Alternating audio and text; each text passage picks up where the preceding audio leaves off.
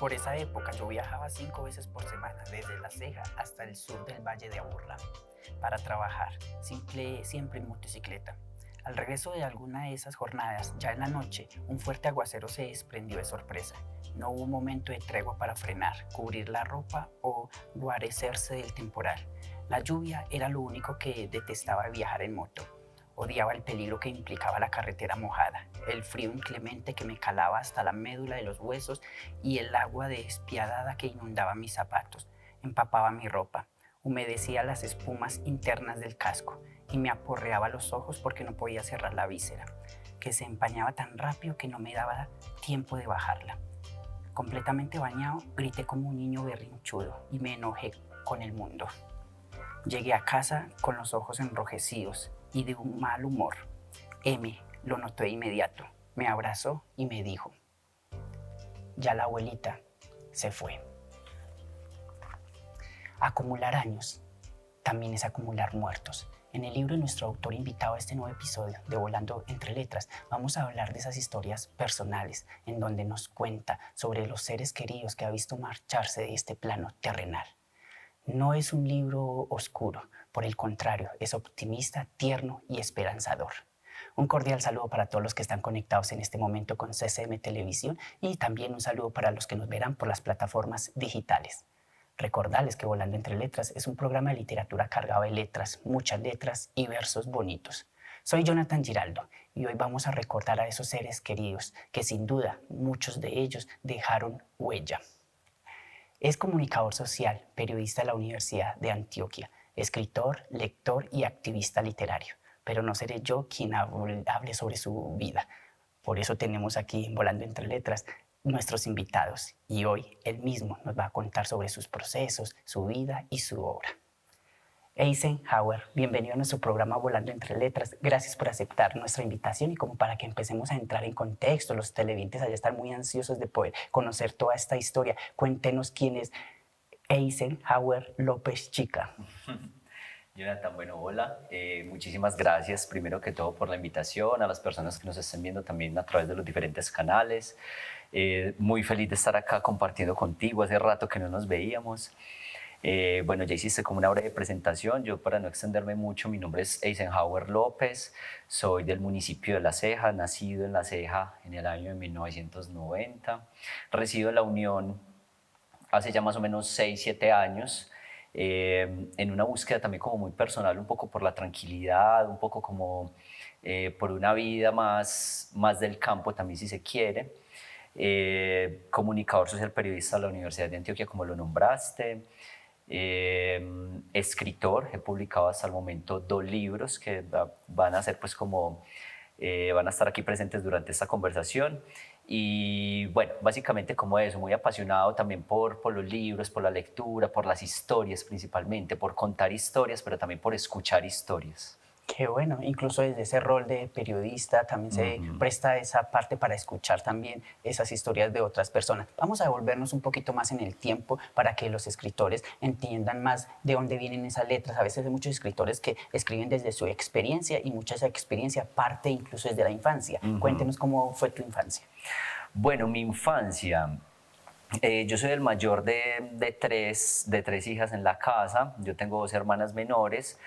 Mi infancia, digamos que yo crecí con una de mis hermanitas. Digo crecí porque la segunda nació cuando yo ya tenía 11 años. Entonces crecí fue con una de ellas.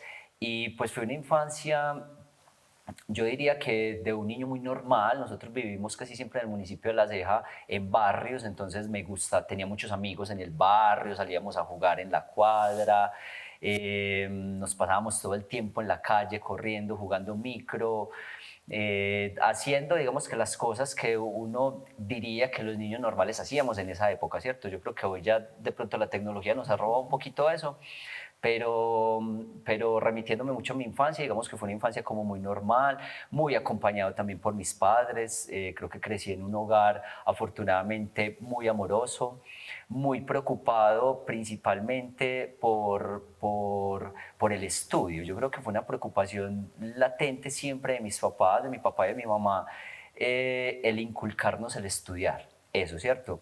Mi mamá es una persona que fue bachiller, pues ella se graduó del colegio, pero no continuó estudiando porque su vida la llevó por otro rumbo. Mi papá no, mi papá solamente estudió hasta quinto de primaria, también la vida lo llevó por otros rumbos y sin embargo ambos siempre tuvieron como eso muy presente. Y es algo que yo creo que nos ha pasado a muchos también, y es que los papás cuando han tenido una vida de una manera que digamos que no ha sido tal vez la más generosa, ellos quieren que sus hijos vivan otra cosa. Entonces también lo decían mucho como, es que estudien para que no tengan que vivir lo que nosotros vivimos, para que no les toque tan duro, no sé qué. Yo creo que la vida nos ha ido mostrando que no es garantía de nada tampoco, ¿cierto? Pues que el estudiar de cierta manera no es que te garantice una vida próspera en términos de lo económico, pero sí te da otro montón de cosas, sí te da, digamos, como la capacidad de discernir en muchos momentos de la vida y te da criterios para vivir esa vida de otras formas, ¿cierto?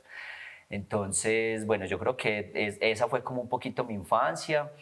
Siempre me gustó mucho estudiar, fui muy buen estudiante siempre. Eh, pero ya en la adolescencia eso se fue transformando en otras cosas, ¿cierto? Ya con lo que va apareciendo en la adolescencia, los descubrimientos que va uno haciendo de la vida, y se va transformando y va uno también como de alguna manera creando su personalidad. Que es parte de lo que acabas de decir, los padres sí quieren que estudien, que un mejor futuro, muchas cosas, pero por ejemplo, las etapas de la vida van pasando, llegamos a la adolescencia y ese pensamiento se va perdiendo y los padres no sé si quedan en frustración o quedan con una sensación ahí de que, ve a mi hijo, yo tanto que le inculqué que estudiara y mire por dónde va, pero bueno, son cositas que vamos a ir mirando cómo se desenvuelve en la vida. A raíz de eso, de que tus padres te inculcaban estudiar y estudiar, ¿tus padres fueron el motivo para estudiar comunicación social, periodismo o hubo otra motivación? No, mira que yo estudié periodismo un poco por casualidad, tal vez. Yo me gradué del colegio y en el momento en el que yo me gradué del colegio, apenas estaba emergiendo la internet, pues estaba como ahí empezando, mucho el tema de los sistemas y los computadores, y yo estaba muy engomado con los computadores. Entonces yo me gradué del colegio y entré a estudiar al SENA mantenimiento de hardware y me iba bien. Pero cuando llevaba un año de estudio, salió la oferta en la Universidad de Antioquia y a mí me dio curiosidad por presentarme en la universidad. Dije, como yo quiero experimentar qué es eso de presentar un examen de admisión, entonces me presenté. Yo estaba tan perdido en ese momento, por ejemplo, que yo me presenté a Comunicación Social y Periodismo, pero mi segunda opción fue Administración de Empresas. Y normalmente también hay una tercera opción. ¿O No solamente sé, no estabas a recuerdo, yo dos? creo que solamente eran dos opciones. Y recuerdo que esas fueron mis dos opciones, o sea, como que las dos cosas más distintas del mundo que no tenían No nada que tiene ver nada una en con la relación. otra. Aunque la segunda era porque ya habías estudiado mantenimiento de hardware. Pero tampoco era porque yo supiera, por ejemplo, qué era la administración de empresas. Pues también, o sea, así de perdido estaba en ese momento en la vida. De hecho, que me di cuenta después estudiando, yo tampoco sabía qué era el periodismo ni la comunicación social. Pues digamos que por eso te digo que fue un poco como al azar, que yo, Experimental, sí, vamos a ver como lo que pase. experimentando. Me presenté, pasé el examen de admisión, me fue súper bien, pero como yo estaba estudiando en el SENA, entonces ahí emergió esa dualidad, como bueno, di la noticia en mi casa y las posturas fueron, la de mi mamá fue, pero es que usted está estudiando en el SENA, entonces va a dejar tirado este otro estudio, me da el favor y termina porque usted está ahí, no sé qué. Y la de mi papá fue, mi hijo, ¿usted qué quiere hacer? ¿Quiere entrar a la universidad? Yo lo apoyo hasta donde pueda, pero tome usted la decisión. Entonces mi decisión en ese momento fue hacer las dos cosas. Porque en el SENA tenía un horario que era desde las 5 de la tarde hasta las 9 de la noche, no recuerdo si todos los días o algunos días a la semana, y en la universidad era de 8 de la mañana a 6 de la tarde. Entonces se me cruzaba un par de horas por allá al final de la jornada, pero yo hablé con los profesores y cuadré todo y yo salía de la universidad de la sede del Carmen de Viboral y me iba en bicicleta hasta la zona franca, que era donde tenía que estudiar en el SENA, y así terminé mi educación en el SENA. Pero terminé solamente la parte lectiva, no hice la práctica porque ya el tema de las prácticas sí hubiese implicado cancelar un semestre de la universidad, y en ese momento yo creo que tomé una decisión que para mí ha sido una de las decisiones tal vez más difíciles pero también más importantes de mi vida, que fue la universidad. Pues yo dije, muy bacano el SENA y todo, aprendí un montón, pero yo no voy a dejar la universidad en este momento, así que seguí en la universidad y pues nada, yo digo que una de las epifanías en mi vida fue haber estudiado comunicación social y periodismo y me ayudó muchísimo a estar hoy donde estoy también. Así de alguna manera no estoy ejerciendo como tal, como periodista. Igual, todo lo que uno aprende sirve en algún momento. Creo que eso es lo que nos dicen los padres. Sí. Estudie cualquier cosa que en algún momento lo vas a usar. De hecho, por ejemplo, una anécdota aquí chiquita, y es que yo cuando estaba estudiando en la universidad fui auxiliar de sistemas un par de años tal vez. Eso me sirvió muchísimo, obviamente, porque a uno le pagaban, pues no era un sueldo, pero sí era como un estímulo que te daban. Y yo fui auxiliar de sistemas gracias a lo que había aprendido en el SENA. Así no me hubiese graduado, entonces eso me ayudó muchísimo. Esto es bueno, sé que esas cositas llegan en algún momento cuando uno no piensa, así que hay que total. aprovechar y hacerle caso a los padres, que es verdad, estudien, que en algún momento va a servir. Eres miembro fundador y director de la revista Cronópolis. ¿Qué podemos encontrar en ella? Bueno, la revista Cronópolis es un proyecto de periodismo y literatura. Justamente este año cumplimos 10 años de existencia. Cronópolis nació en el 2016. Uy, ¿cómo pasa el tiempo? 10 años. Bueno, hasta el momento tenemos 8 ediciones impresas. ¿Por año? Podría decirse, pero no es que haya salido con esa periodicidad. Hubo un año en el que salió 2 veces, por ejemplo, pero hace como 3 años no publicamos ediciones impresas. Entonces, Cronópolis es un proyecto de periodismo y literatura, como te decía, es una revista coleccionable. Ahí vamos a poder encontrar mucho periodismo narrativo, pero también cosas muy enfocadas al arte y a la región del Oriente Antioqueño. Entonces hay crónicas, hay reportajes, hay fotoreportajes, hay ilustración. De hecho, las portadas de Cronópolis son ilustradas por artistas diferentes, casi todos de la región. Pero también tenemos temas de otras partes. Digamos que el contenido que nos encuentra en Cronópolis es un contenido muy universal, ¿cierto? Que eso es un poco a lo que le apostamos para que la revista no perdiera vigencia y que fuera un producto coleccionable, ¿cierto? Cuando la empezamos hace 10 años, tal vez no nos imaginamos qué iba a pasar dentro de 10 años, pero lo que sí sabíamos era como que si a la vuelta de 5, 10, 15 años abrimos esta revista, queremos que su contenido siga vigente, ¿cierto? Entonces, básicamente es eso. Que incluso, yo les voy a dar spoiler, me gusta les spoiler, ahí poquito, cuando estemos leyendo el libro de nuestro autor invitado, vamos a encontrar que ciertas participaciones de personas que ya no están en este plano terrenal, está ahí en la revista Cronópolis. De hecho, ya que lo nombras, Jonathan, qué pena ahí como una cosita, hay una relación, por ejemplo, estrecha entre una de las ediciones de Cronópolis y una de las historias del libro, de uno de mis libros de los que vamos a hablar ahorita, que tiene que ver con un artista del municipio de La Ceja que ilustró una de las portadas de Cronópolis y su historia aparece en este libro. Qué bueno, por eso siempre nosotros en Volando Entre Letras conocemos la vida de nuestros autores y después su obra, porque cuando estamos leyendo vamos a entender mejor sus letras, empezamos a atar cabos y entendemos, ¿por qué? Ya sé por dónde vienen estas letras, para dónde van, y es una manera también de hacer una interpretación diferente a una simple lectura. Eisen, ¿para qué o para quién escribes? Bueno, inicialmente escribo para mí, ¿cierto? Yo creo que casi todas las personas que escribimos, y me podrás contradecir, escribimos, y esto es una frase que tenía Gabo muy bonita, y es: yo escribo un cuento que a mí me gustaría leer. Entonces yo escribo partiendo de esa premisa, como que esto que yo estoy plasmando acá sea algo que a mí me gustaría leer si fuera un libro de otra persona. Entonces inicialmente para mí. Pero eso se queda ahí en esa fase inicial, ¿cierto? Eso después tiene que pasar por otro montón de filtros, porque si fuera solamente para uno o si fuera solamente la escritura como una experiencia catártica, pues yo llevo un diario y punto final, y en el diario está bien y ahí sirve para esa catarsis y para lo demás. Pero la escritura, cuando tú ya piensas en una publicación, esa escritura debe tener una función social, entonces eso ya tiene que pasar por otro montón de filtros, pero creo que de ahí en los inicios del proceso es eso. Es bueno porque incluso cuando hemos tenido aquí en nuestro programa poetas, siempre les hago como esa introducción o esa frase de que el poeta escribe de una manera íntima, partiendo de su intimidad. Después es que toma la decisión de compartir ya esa intimidad con todo su público y ya ahí deja de perder esa intimidad. Vamos a hablar un poquito más de Cronópolis, esa colección, que es colección, lo habías recalcado. ¿Realmente las personas sí hacen la colección? ¿Qué pasa después de uno tener la colección? ¿Se siguen, no sé, más material o simplemente yo dejo mi material coleccionable y espero una segunda edición? Bueno, como la revista no ha podido tener, digamos, una periodicidad fija, Por un factor clave, que es el factor económico, ¿cierto? Tú que conoces la revista, pues la revista tiene una factura, digamos, como una calidad alta en términos de la impresión, que fue la apuesta desde el principio, ¿cierto? Como que, bueno, cuando yo me junté con otros dos amigos, con Daniel Santa y con Jorge Mario Carrera, dos amigos periodistas también de la Universidad de Antioquia, y dijimos, creemos una revista hace 10 años.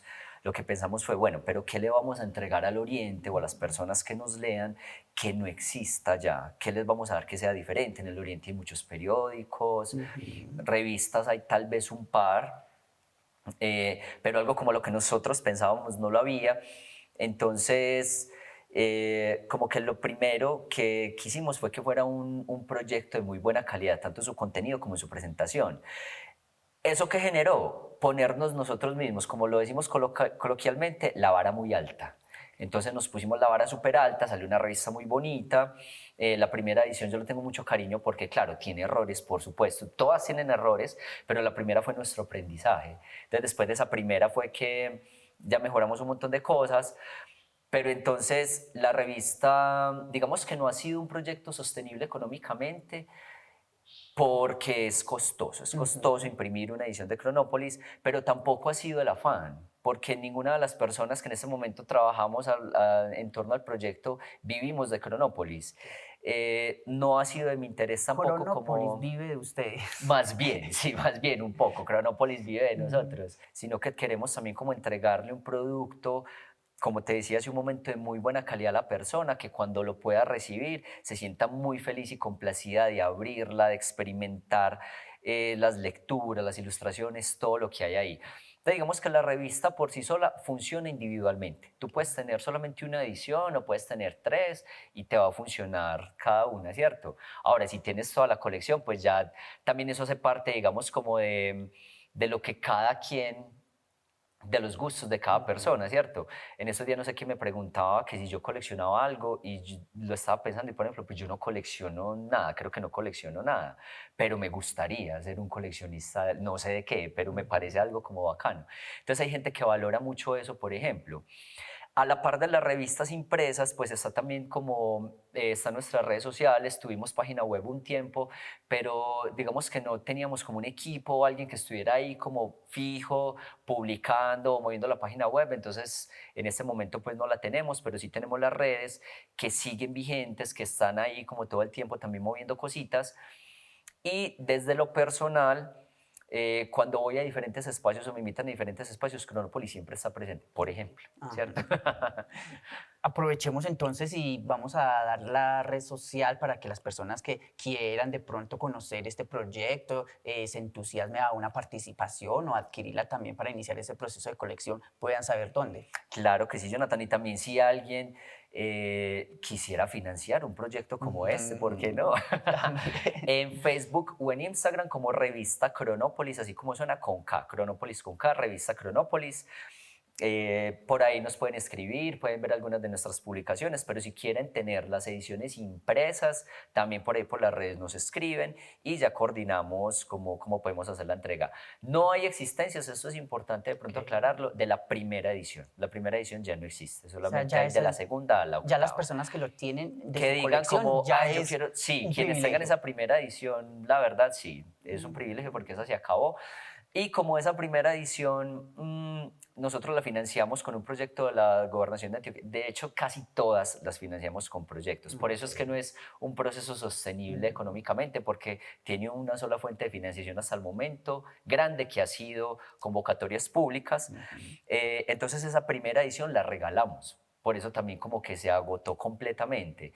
De las otras quedan algunas existencias, algunas más que otras, pero también se ha movido bastante la revista, entonces bueno, por ahí nos pueden contactar por si la quieren conseguir. Qué bueno, porque lo mencionabas, es un medio impreso, porque ahorita sí hay muchos, pero la mayoría son digitales. Incluso esa es mi curiosidad, que en un momento de pronto pensando en valor para darle a ella, vamos a hacer que sea coleccionable, pero es papel. El papel se acaba, llega a un momento en que ya es difícil manipularlo y entonces ahí la colección se pierde o se rescata algo o ¿Cuál es esa finalidad Eso final? depende de los cuidados de cada quien, porque es como cuando tú compras libros. Yo puedo tener libros físicos y les va a pasar lo mismo, ¿cierto? Y depende mucho de los cuidados, que los libros tienen un montón de cuidados súper especiales, pero tal vez la gente generalmente no lo sabe. Entonces, ya lo que suceda con la colección de cada quien creo que depende mucho de eso. No sé si te ha pasado que uno no sé, en Medellín, por ejemplo, vas por la calle donde hay personas vendiendo libros y uno encuentra unas joyas y unas cosas en la basura, muchas veces en la También. basura, que uno dice, pero ¿cómo llegó esto acá? Y de pronto es eso, no sé, alguien estaba haciendo la colección, esa persona ya no está, falleció, por cualquier cosa pasó Nadie lo quiere en la y, herencia y y todo para nadie afuera. entiende el valor de eso, ¿cierto? Entonces simplemente, ¿qué pasa? Pues te lo regalo, te lo vendo, lo boto, cualquier cosa. Entonces sí, es una decisión muy personal, cada quien sabe también cómo cuidar sus libros, sus revistas, sus colecciones. Que incluso hay personas que no saben cómo hacerlo, que de pronto dicen, yo quiero cuidarlo, pero no sé. ¿Podemos dar algunos tips de esas personas que de pronto acumulan sus libros, su biblioteca, y para que tengan cuidado de cómo no simplemente tirar, poner y todo? Jonathan, importantísimo. Unos tips así chiquiticos que aprendí trabajando en bibliotecas. Lo que más daño le hace a los libros es el sol directo, por ejemplo, Ok. ¿cierto? Entonces, yo solía tener una biblioteca, pues yo tengo varios estantes regados por toda mi casa, pero solía tener uno que me daba a todo el frente de una ventana y les daba el sol directo. Y solamente cuando aprendí esto fue que la retiré. Otra cosa, bueno, el sol, el polvo, los libros hay que limpiarlos, obviamente. Yo creo que nos ha pasado también llegar a bibliotecas públicas a las que uno llega y es un polvero y una cosa, y los libros obviamente sufren un montón. Entonces hay que estarlos limpiando con brochitas, con pincelitos. La forma de guardar los libros, como se ve acá, es así en vertical y no acostados uno sobre otro también. Nada, yo creo que eso, tratar de protegerlos mucho del sol y del polvo, pues como estar limpiándolos, básicamente esas cositas, ser muy cuidadosos también al momento de la lectura. Y ya, pues yo creo que básicamente eso es como un poco lo que yo aplico. Ya de resto son cosas muy personales y que tienen que ver ya digamos, con la relación que cada persona tenga con sus libros. Con el Por autor. ejemplo, que le preguntan a uno mucho, ¿los libros se rayan o no se rayan? Ajá. ¿Qué decís vos, Jonathan? ¿Los libros se rayan o no se rayan? A mí en lo personal me gusta rayarlos para tener ahí cosas más rápidas para encontrar, para decir esto me impactó y lo quiero en algún momento simplemente recordar de una manera más Ok. sencilla. Y los libros, por ejemplo, hay gente que les dobla las esquinitas. Ajá, ese sí no. ¿Cómo te parece eso? Este sí me parece nefasto porque para eso están los Los separadores, separadores y incluso las cosas así. solapas de los libros también tienen esa Ajá. función. Ok. Entonces, por ejemplo, a eso es a lo que me refiero. Ya eso tiene que ver con cómo cada persona se relaciona con sus libros, ¿cierto? Ahí ya no es un tema tanto de cuidado como tal, sino más de ese diálogo que yo tengo con mi libro. Hay personas a las que les puede parecer que rayarlos o doblarle las esquinas no es cuidarlos. A mí me parece que si eso a ti te funciona, porque pues no creo que le estés haciendo un mal al libro, la verdad.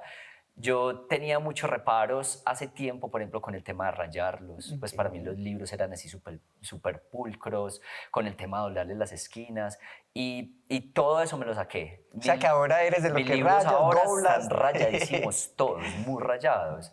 El doblar las esquinas no tanto, pero también me gusta, me parece bonito. Me parece bonito también porque a veces uno, no sé, tú tienes un libro y no tienes a la mano, por ejemplo, 10 separadores. marcadorcitos, eso. Entonces, ¿cómo haces para saber eso tan importante en qué página estaba? Parce, le dobló la esquinita. O usar los popsis, también los de colores que llevas También, pero si pegando. tú no tienes nada de eso en ese Nada, momento, el último la doblada, la recurso. esquinita, bien. Alguien un día me dijo una frase que a mí se me quedó grabada y que yo creo que por eso resignifiqué mucho eso. Es como, en el libro de mi vida, las páginas en donde tú estás tienen la esquinita doblada. Entonces, es como que eso tan bonito, tan poético también resignifica esa práctica que a muchos les puede parecer como, uy, qué horror doblarle las esquinas a los libros. Le dice, ¿consideras que hay apoyo para los escritores en el Oriente Antioqueño o los escritores tienen que empezar a buscar maneras para poder llegar a una publicación y mostrar su trabajo? Ambas cosas. A ver, hay caminos, ¿cierto? Hay caminos, me parece supremamente valioso, por ejemplo, que existan espacios como este, porque esto nos habla también de que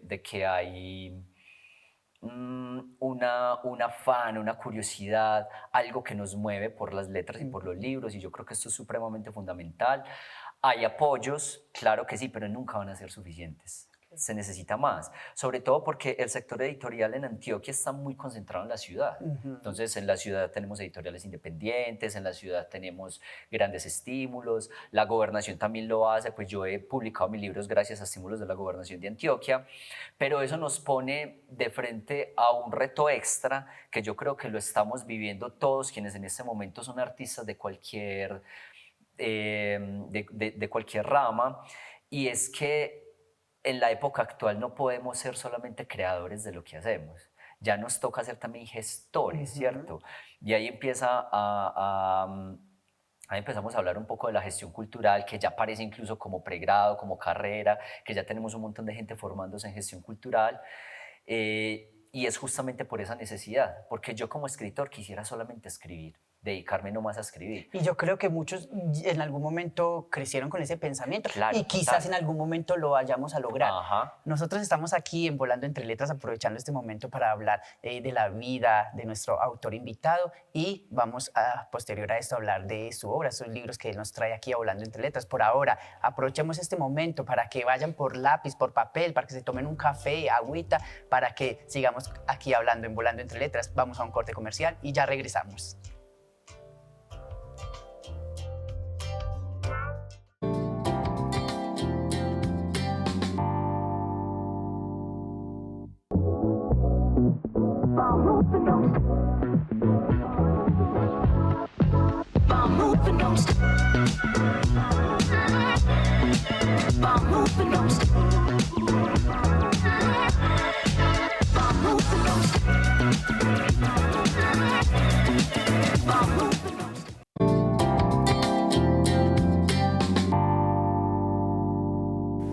Estamos de regreso en nuestro programa Volando Entre Letras, en esta primera parte donde ya conocimos sobre la vida de nuestro autor invitado, y ahorita vamos a empezar a hablar de esa obra y esas obras que nos trae aquí a nuestro programa. Pero antes, yo sé que ustedes desde que inicia el programa están muy ansiosos también, porque nosotros aquí hacemos unos retos, hacemos unos procesos creativos, ampliamos vocabulario, y bueno, ustedes saben que el chico de los retos, ese soy yo aquí en Volando Entre Letras, para que usemos estos detonantes creativos a la hora de escribir. Y siempre pasa en Volando Entre Letras, donde los autores me aceptan los retos sin ni siquiera conocerlos, y una vez se los voy a demostrar. Eisen está ya todo nervioso, asustado, curioso. Él le gusta llevar la contraria, pero no, ¿me va a aceptar un reto? Sí, claro.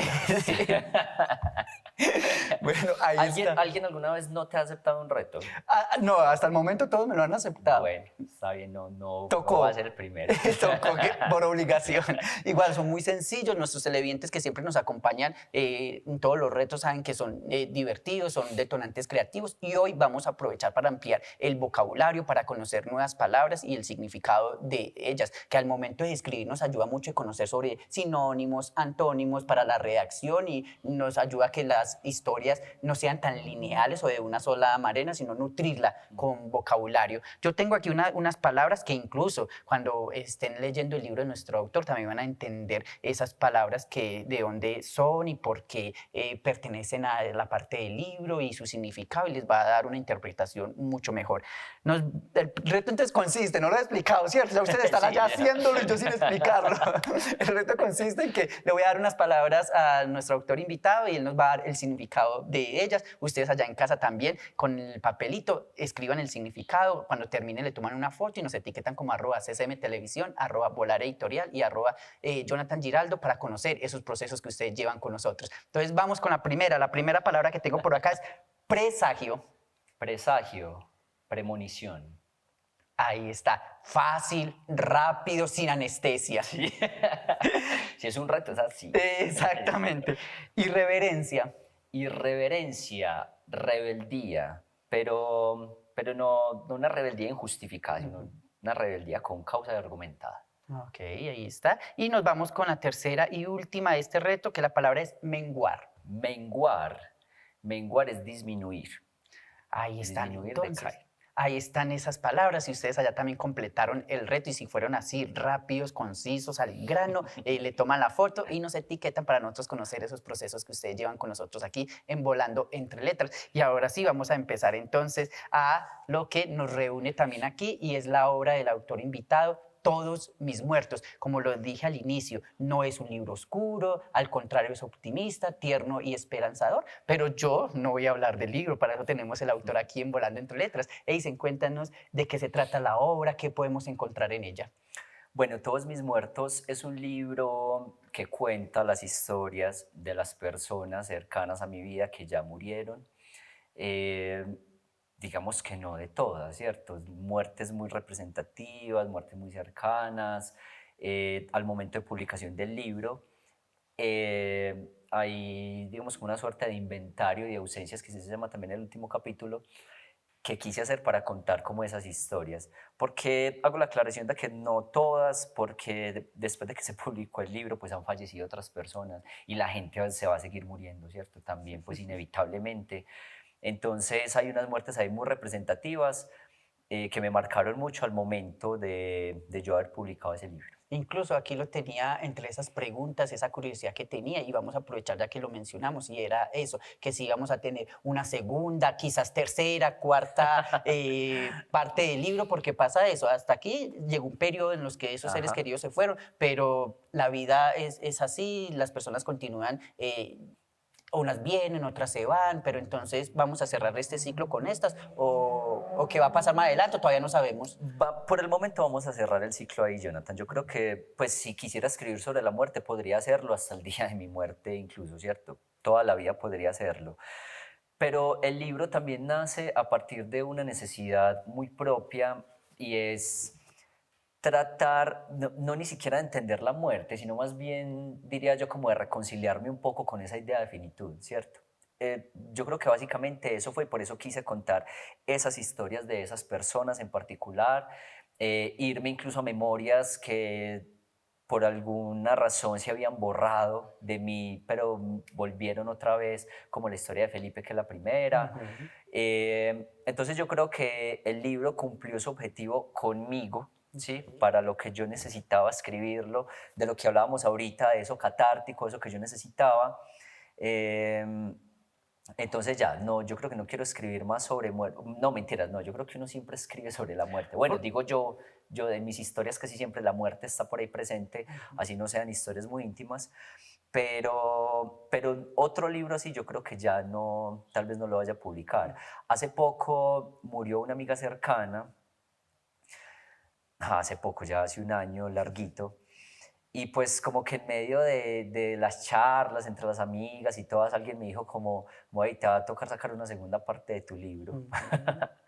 Pero bueno, sí, para responderte la pregunta, creo que no, con este ya es suficiente.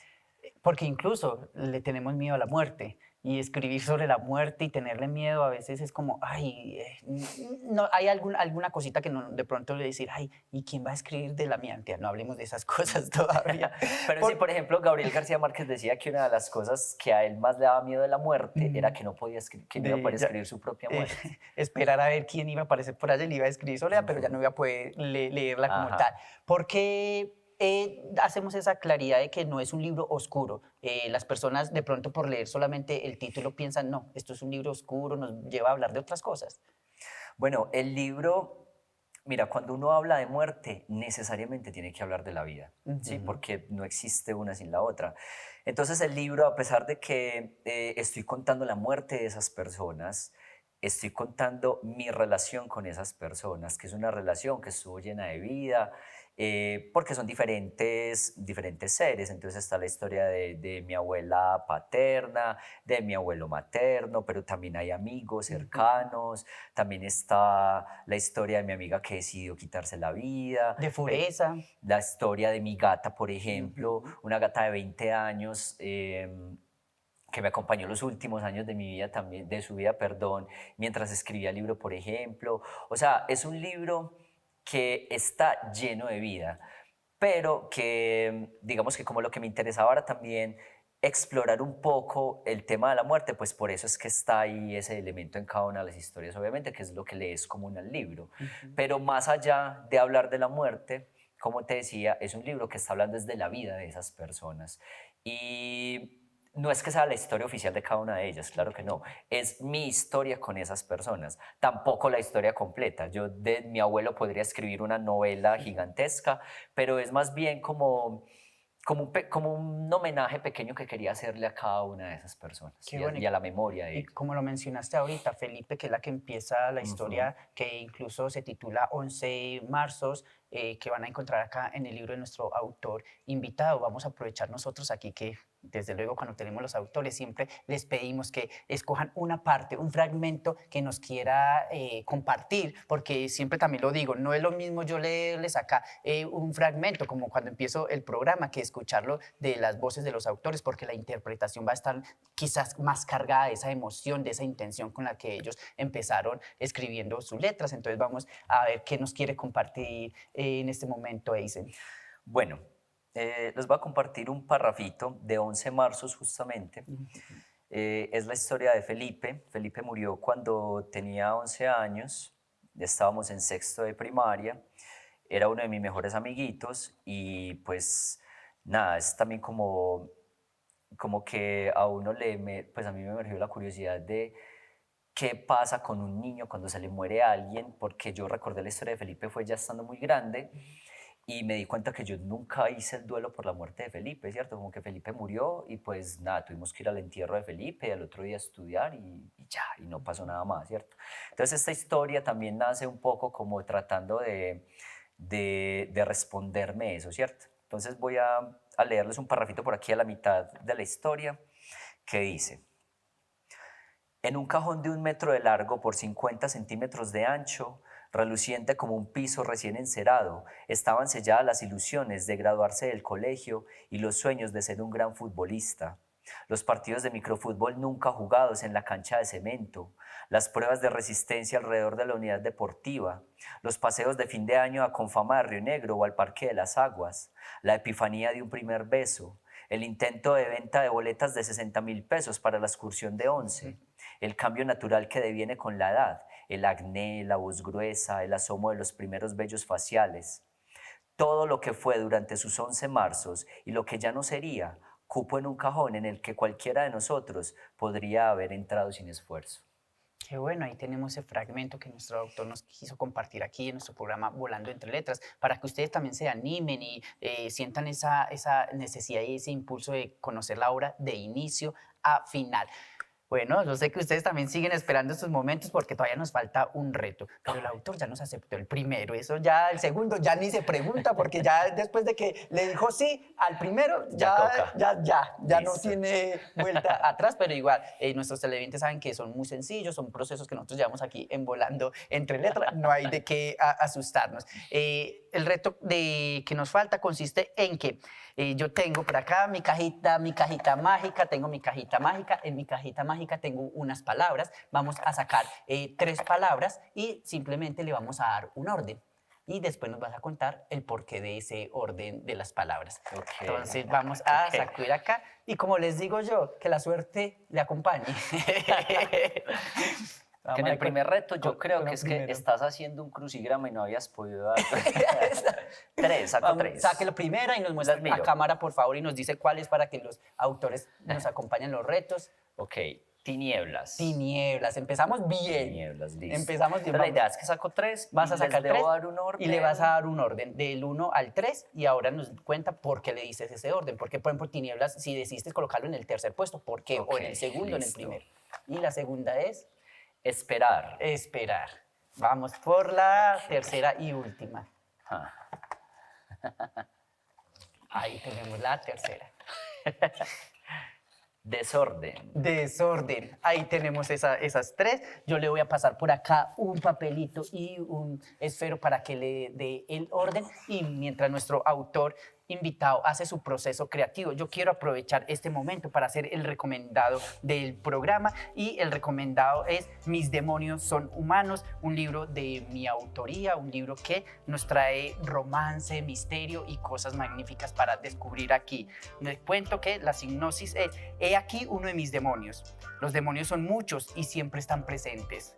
Los hay de todas las formas, todos los colores y para todos los disgustos. Un libro que pueden encontrar ingresando a www.volareditorial.com. También lo pueden encontrar en buscalibre.com y es un libro que está ya también traducido al portugués, así que los que también se animan a leer en portugués también pueden encontrar Os meus demonios são humanos. Y nosotros vamos a volver entonces aquí a este proceso creativo que llevamos con nuestro autor, en donde le dimos tres palabras y simplemente le vamos a dar un orden y vamos a saber el porqué de ese orden. Ustedes también allá en casa escriban estas tres palabras, le dan un orden y nos cuentan por qué eligieron ese orden, le toman una foto y nos etiquetan como @CCM Televisión, @Volar Editorial y @Jonathan Giraldo. E dicen, ¿qué tal estas palabras? ¿Fue difícil darle ese orden o vamos al pinochazo? Al pinochazo, no, diga, yo creo que las quise integrar en dos frases corticas, que eso les da el orden, ¿cierto? La frase, bueno, las palabras son desorden, esperar tinieblas. Fue el orden en el que las puse en esta frase, que simplemente dice: en el desorden de la vida no vamos a esperar las tinieblas. Ahí está, entonces este proceso creativo incluso fue maravilloso porque logramos darle por ahí una frase, algo más inspirador, algo que incluso se nos asemeja a los retos que nosotros hacemos con nuestros poetas con estas palabras, y ustedes también que se unieron a este reto, ya saben que le tomaron una foto y nos etiquetan para nosotros conocer sus procesos creativos. E dicen, en el momento de estar escribiendo el libro, ¿volviste a revivir recuerdos emocionales?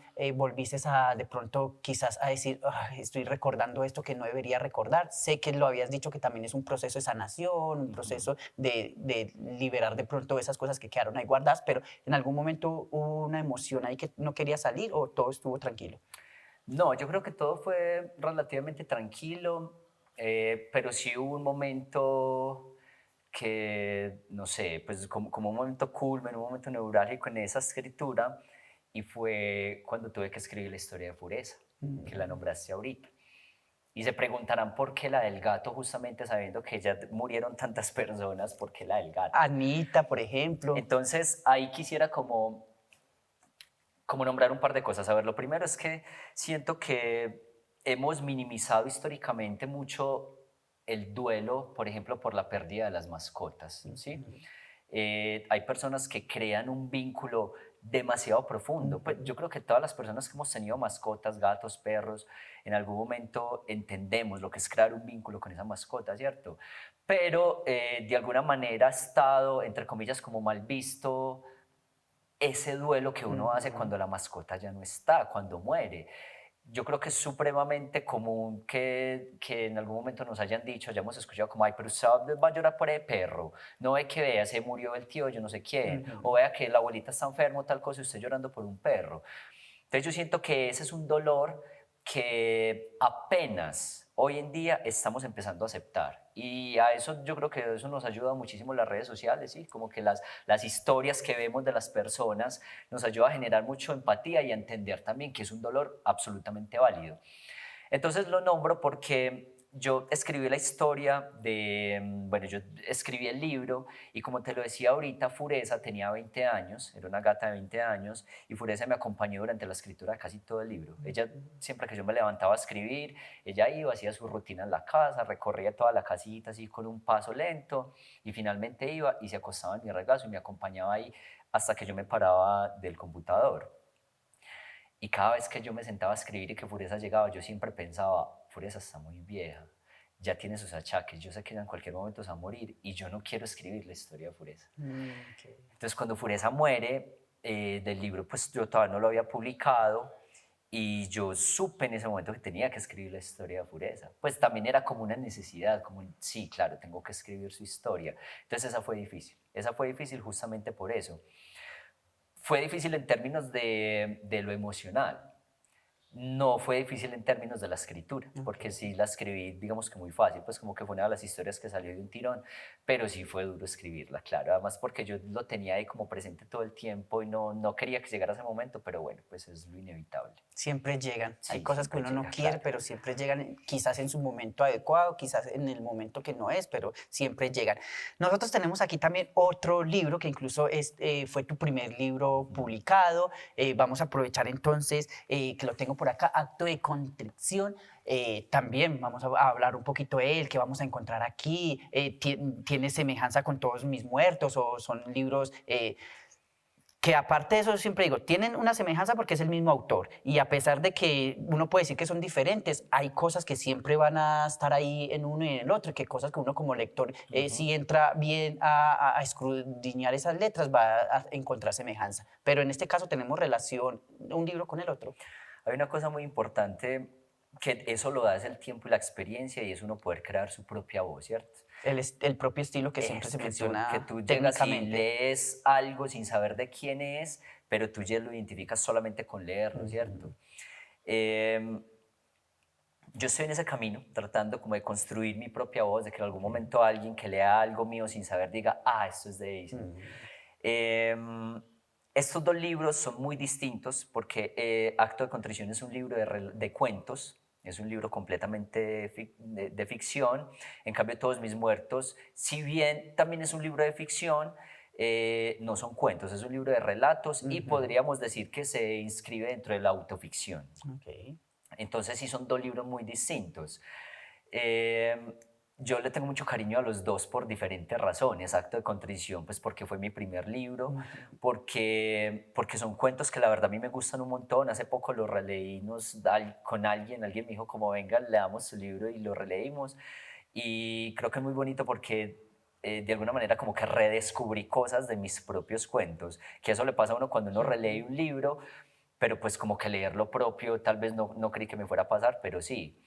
Se van a encontrar 13 cuentos, creo que son 13 cuentos, muy distintos entre sí. Algunos de ellos nacieron en la época de la pandemia. Para mí pandemia fue un disparador creativo muy importante porque afortunadamente tenía pues las necesidades básicas resueltas. Digamos, no todas las personas tuvimos como esa fortuna. Digamos que en mi caso yo pude hacerlo, entonces me ayudó mucho a poder escribir. Entonces el libro como tal nació en pandemia, o sea, la idea y poder materializarlo nació en pandemia en el 2020, se publicó en el 2021 y en el 2020 yo escribí algunos de los cuentos que hacen parte de Acto de Contrición, entonces por ahí se van a encontrar cositas que tienen que ver con la pandemia, pero se van a encontrar también escenas muy cotidianas, escenas que transcurren en parques principales de pueblos, escenas que transcurren en veredas, que puede ser una vereda de Marinilla, pero puede ser una vereda de La Unión, pero puede ser una vereda, cualquier vereda, o sea, digamos que los cuentos transcurren en un escenario que no tiene nombre, pero que puede ser cualquiera de los escenarios de Antioquia, por ejemplo. Entonces, creo que son historias con las que la gente se puede sentir muy identificada, cada una de Qué ellas. bueno, y aparte de eso tenemos una premisa y es que el libro va a tener una segunda parte.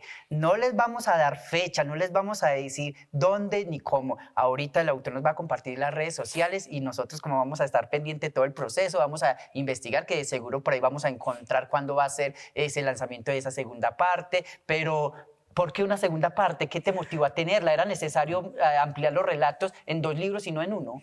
Bueno, quiero hacer como una claridad y es que no es una segunda parte del libro, sino una segunda edición. Ok, Listo. ok. ¿Cuándo va a salir? Pues ahorita, en este momento que estamos grabando, el libro ya está en proceso, digamos que sale en un par de semanas, pero no sé cuándo se vaya a ver esto, entonces tal vez la gente ya lo pueda por ahí averiguar. Acto de Contrición va a salir con una segunda edición porque va a haber algunos cambios importantes en el libro. Okay.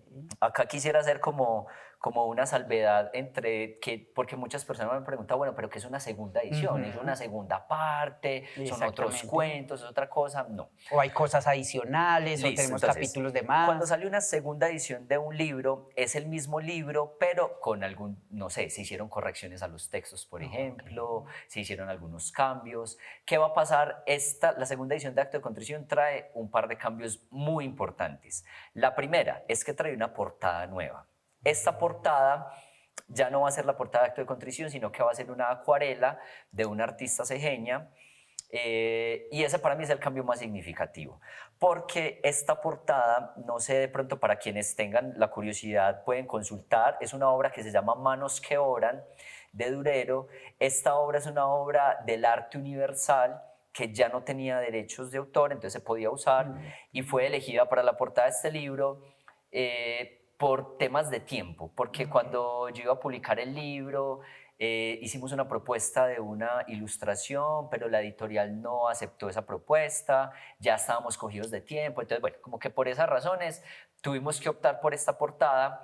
Yo quedé un poquito con el sinsabor, porque pues Ok. si bien es una ilustración muy bella, yo la verdad me soñaba una ilustración hecha específicamente para la portada del libro. Entonces, ese va a ser uno de los cambios más importantes, la nueva portada. El otro cambio que va a tener es que se va a incluir un cuento que no Mm, salió en la primera edición. ok. ¿Por qué? Porque ese cuento ya había recibido un premio y para esta publicación los cuentos tenían que ser completamente inéditos Inéditos. todos. Entonces ese cuento se me quedó por fuera. Ujú. Y es un cuento al que le tengo mucho cariño, entonces por eso lo incluyo en esta segunda. Y el orden de los cuentos también es distinto, ¿listo? Entonces, digamos que esos son los tres cambios. Viene una nota introductoria también a esa segunda edición. Este libro se agotó, entonces también cuando empecé el proceso con todos mis muertos y iba, por ejemplo, a festivales del libro o a conversatorios, me preguntaban mucho por acto de contrición. Bueno, ¿y acto de contrición? Y pues el libro ya no estaba. Entonces yo dije, bueno, yo creo que yo quiero sacar una segunda edición, además porque sí tenía, como te digo, ese sinsabor del tema de la portada y quería que volviera a salir con una portada nueva. Entonces, bueno, ese va a ser como esta segunda edición que sale ya ahorita en los próximos días. Bueno, qué bueno. Y todos vamos a estar pendientes de ese proceso de poder conocer nuevamente la obra, porque se permite también ese nuevo redescubrimiento. Vamos a Claro. aprovechar entonces, Ace, en este momento para que nos haga una invitación. Aprovecha las cámaras de esa televisión para que invite a las personas a que se animen a leer tus libros. Nos da las redes sociales donde lo pueden encontrar, donde te pueden seguir para estar pendiente de todo este proceso. Te hago entrega de tu libro y también de este para que aprovechemos las cámaras y hagamos esa invitación a las personas para que se animen a leer tus letras. Listo, entonces, bueno, para las personas que nos estén viendo, presentarles Acto de Contrición y otros cuentos, Todos mis muertos, dos libros que además, si pueden ver, son libros pequeños, muy fáciles de leer, muy cercanos, con historias que estoy completamente seguro que se van a sentir muy identificados. Con este libro, por ejemplo, el de Todos mis muertos, yo he recibido una cantidad de mensajes que para mí han sido, ¿cómo decirlo? Como el pago por escribir. O sea, básicamente yo creo que cuando alguien a mí me escribe y me dice, yo leí tu libro y pude hacer el duelo por la muerte de mi Ujú. abuelo, por la muerte de mi abuela, recordé la casa donde crecí, recordé la casa de mis abuelos, o bueno, como un montón de cosas, cuando se pueden reconciliar con su propia memoria, cuando nos podemos reconciliar un poco con esa idea de que nos vamos a morir, porque todos nos vamos a morir, yo creo que con eso ya de alguna manera la tarea está hecha, así que yo les invito a que busquen los libros. En redes me pueden encontrar en Instagram como Eisenhower77, por ahí me pueden escribir si quieren adquirir los libros. También lo pueden hacer por la página web de la editorial, por ejemplo, Sílaba Editores, la buscan por ahí, la googlean y en la página web también pueden conseguir los libros o en librerías, en casi todas las librerías también de Antioquia, por ejemplo en Renegro, en Medellín, en las librerías hay catálogo de Sílaba Editores y ahí también pueden conseguir los libros. Que incluso también suele pasar, a veces el lector dice, yo fui a tal librería y no lo encontré. Pídalo, pueden pedirlo también al También. librero para que el librero haga su trabajo entonces de comunicarse con la editorial para decir tengo lectores interesados y ellos se encargan de tener el libro entonces allí disponible. Ahí también están entonces las redes sociales, igual también en pantalla siempre les recordamos también las redes sociales del autor para que estemos pendientes de esto. Y cuando nosotros hablamos acá de una manera tan chévere, el tiempo se nos va que nosotros a veces Sí. quedamos asustados e dice, a veces decimos, no, el tiempo, ¿cuándo pasó tanto? Tanto. Sí, no sé, ¿cuánto vamos a hablar? Una hora y ya se Y pasó. uno dice, pero ¿en qué momento? Como que me están quitando tiempo. Vamos, nosotros estamos ya llegando al final de este programa, pero antes vamos a aprovechar este momento para pedirte otra invitación. Sé que lo mencionaste ahorita de la importancia de estos espacios, pero vamos a hacer esa invitación directa a los televidentes para que se animen a compartir, para que se animen a hacer también difusión a estos espacios, para que los aprovechemos y que el alcance sea infinito. Bueno, Jonathan, también como que volviéndome un pedacito al tema, por ejemplo, de dónde conseguir los libros, una invitación muy importante que yo quiero hacerles, independientemente de dónde estén, es que visiten las librerías. Ujú. Visiten las librerías, pregunten por sus libros, como dijo Jonathan, pídanlos. Si de pronto no están, pregúntenle a su librero, su librera, si los pueden conseguir, si los pueden traer, pero tratemos de visitar la librería. Las librerías son espacios culturales muy importantes Y, y yo creo que hay un fenómeno ahora bien particular y es que, bueno, una librería por sí sola no es muy difícil que pueda sostenerse. Tenemos el fenómeno de las librerías café, que se vuelven también centros culturales en donde suceden un montón de cosas. Entonces vayan, busquen esos espacios. Pero además de ir a las librerías, vean, por ejemplo, consuman contenido como este, contenido cultural, busquen en sus redes sociales, uno que se mantiene ahí scrolleando y viendo cosas y se le va el tiempo como si nada. Tratar de buscar también como contenido que nos aporte. Si les interesa la literatura, hay N mil cuentas de personas que hacen difusión de libros, que hacen difusión de autores, entonces pueden hacer esa búsqueda en sus redes. Pero los invito a que asistan mucho también como a los espacios físicos que se encargan de la promoción de, ya les mencioné las librerías, pero por favor también vayan a las bibliotecas públicas. Las bibliotecas públicas también son lugares en los que uno se encuentra clubes de lectura, clubes de escucha, otro montón de actividades también en torno a la lectura de los libros. Vayan, por favor, asistan a las ferias y los festivales del libro, que también en este momento, yo creo que estamos en un momento histórico en el que se están haciendo muchos festivales del libro. En el oriente tenemos un montón, en Marinilla hay, en Río Negro, en La Ceja, no sé si en Guarne, no sé si en el Santuario. Tenemos Fiesta del Libro en Medellín, que no solo es en septiembre, sino que todo el año están haciendo actividades. Entonces, como decimos por ahí, un sinnúmero de espacios. hay un sinnúmero de cosas, o sea, la verdad como que creería yo que no es una excusa decir, es que no, es que los libros son muy caros. Sí, los libros son muy caros, pero por eso están, por ejemplo, las opciones de las bibliotecas. O sea, opciones realmente, si nos queremos acercar a los libros, tenemos un montón. Entonces, aprovechémoslos porque, nada, pues la cultura también es lo que le da vida a los pueblos. Ahí está esa invitación entonces del autor. Muchas gracias por aceptar la invitación, por estar aquí en Volando Entre Letras. Ya saben que nos pueden seguir como @CCM Televisión, @Volar Editorial y @Jonathan Giraldo. Nosotros nos vemos en un próximo episodio de Volando Entre Letras. Por ahora, un caluroso abrazo y nos vemos. Chao, chao.